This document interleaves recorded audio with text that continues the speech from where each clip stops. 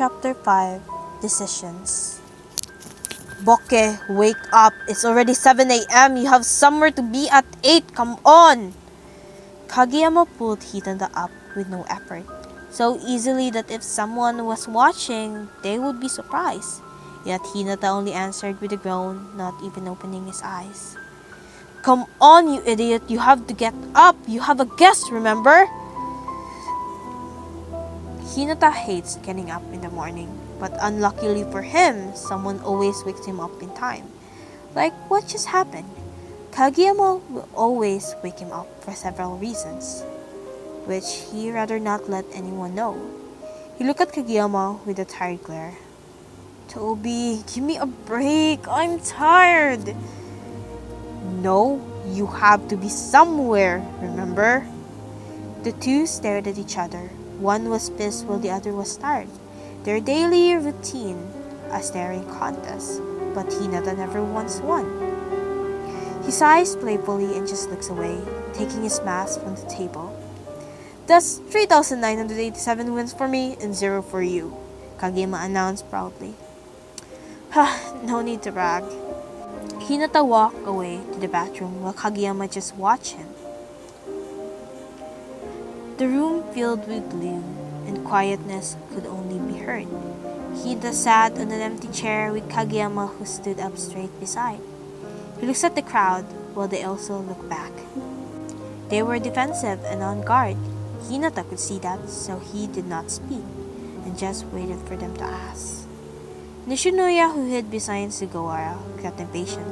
He really was curious about the young man who had saved them. He doesn't seem to have the same aura as those people he had a bad history with. He stepped up, but before Sugawara or any of them could stop him. Why did you save us? He spoke without a single hesitation. Hina tilted his head. No reason specifically. An awkward silence began to take over, while Hinata just smiled, although no one seemed to believe him. Did he care? No, he did not. He said the truth, and the truth may bring justice to it. We want the truth. What are you going to do with us? Akashi spoke defensively, protecting Bukuto behind him. Sending you home? Hida simply answered as he stood up. He looked at Kageyama. Tobio, don't let them out of the house. I will be back around noon. Kageyama only nodded before Hinata left the room. The others kept silent and glanced at Kageyama from time to time. Honestly, Kageyama was annoyed. He wasn't used to this kind of attention. He hated it for the fact. Can you guys stop staring at me? He glared at the people and some looked away. He clicked his tongue in annoyance, trying to compose himself. An hour passed, and yet the feeling of being stared at never left. Though he was thankful none bothered him. He scoffed in annoyance and stared at the book he was reading. He couldn't focus and lost track. Hello? Kageyama jumped in surprise. He stared at the one who shouted. What the hell, you freckle? Don't do that!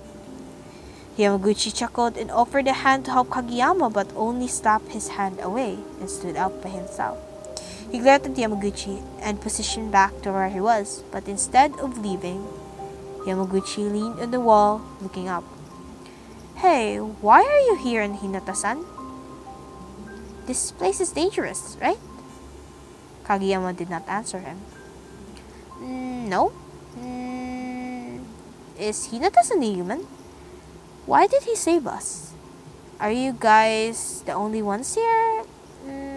Where did he go? Where are we anyway?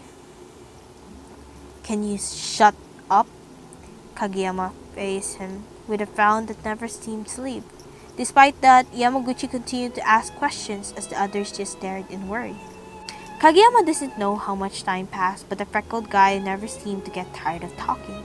It reminded him of Hinata 5 years ago. Kageyama sighed and looked at Yamaguchi, but he didn't frown nor look annoyed. Instead, he looked quite upset and was longing for something. Look. Yamaguchi, my name is Yamaguchi Tadashi. Look, Yamaguchi-san. I cannot answer your question, but you guys have to go home before Supreme finds out you're here. That's all I can say. He looks at the others and frowns once again. I'm not saying this for your safety, but for Shoyo's. Remember that. I don't care if any of you die, but don't involve Shoyo in your mess. They felt confused, wondering who Supreme is. Though they knew Kageyama would not answer them if they asked, they did not bother.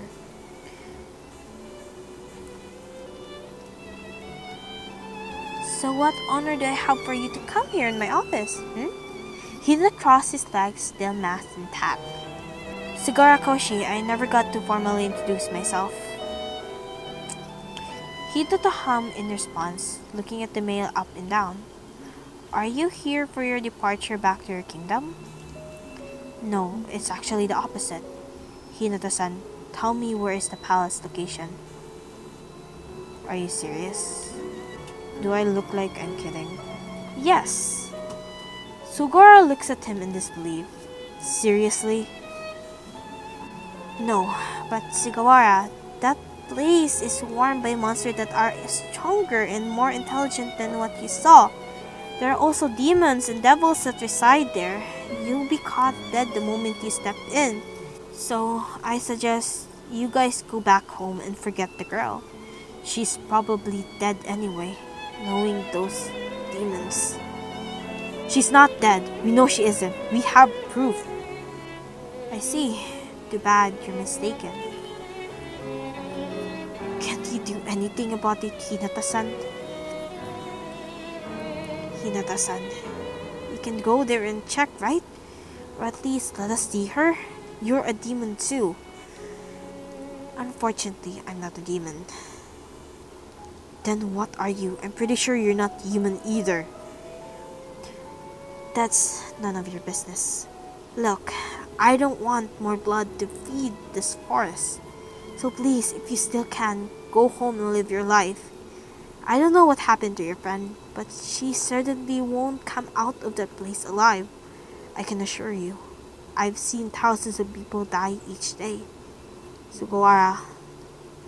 So I hope you understand. Hinata-san, I am a leader and I can't put down my team. You're a leader too. You can understand how I feel, right? Can you stop assuming things? I'm not a leader, Sugawara. What makes you think I was? Isn't that grumpy guy your servant? You mean Tobio? No, he is not. He is a family to me. He acts like it, though. That idiot, Hinata whispered. What did you say? Nothing. If that's all you want to talk about, then we are finished here. I still have things to do. Please, get out. Hinata-san, please. We don't have another choice. Heck, we don't even have a place to go back. Where did you came from? A kingdom near here, but we ran away to find Hitoka. If we come back now, surely they will kill us for going against the king's order. Hinata thought about it for a while. Then an idea came, but first he had to discuss this with Kageyama. He looks at Sugawara. I'll think about where you guys can stay for a while. But I'm not bringing you guys to that place. You'll die. Shoyo, do you want to die? If those people stay here, your life will be in danger. Supreme might find out, you know. I know, Toby, but they don't have a place to stay. Then let them wander. Shoyo, please. You already got hurt for saving me in the past. The Supreme punish you for that. And I am never seeing you drenched in your blood like that again. They can all die for all I care, but please, Shoyo, I think about yourself. Letting them go is the best option. You can't exchange your safety for those strangers. You don't even know them. Kageyama started to cry, both arms attached to Hinata's back. His heart ached and felt heavy. It was hard for him, knowing that what may come their way if Supreme found out. He was scared to lose Hinata. He almost lost him once and he won't let that happen again. His sobs became unison to the storm. Each sub he took a thunderstruck. It was like he was controlling the weather, although he wasn't. It was pure coincidence. They both knew that. Though unknown to them, someone was listening. To be continued.